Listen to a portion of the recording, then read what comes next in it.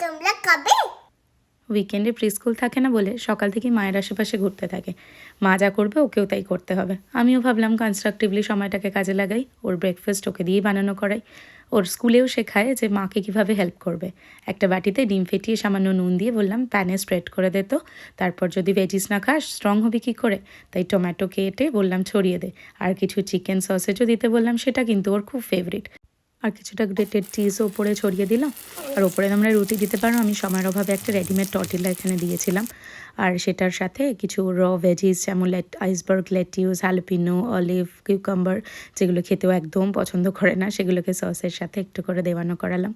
আজ তো children's day, তাই তোমাদের সবার ছানাগুলো যেন খুব ভালো থাকে এই প্রে করব। সব বেবিরা সুস্থভাবে সুন্দরভাবে বাঁচুক, সুন্দর একটা পৃথিবীতে বাঁচুক, এই আশা করি। এদিকে ইকশা তো এটাকে রেডি করে পুরোপুরি ব্রেকফাস্ট তৈরি করে ফেললো। তোমরাও একদিন ট্রাই করো।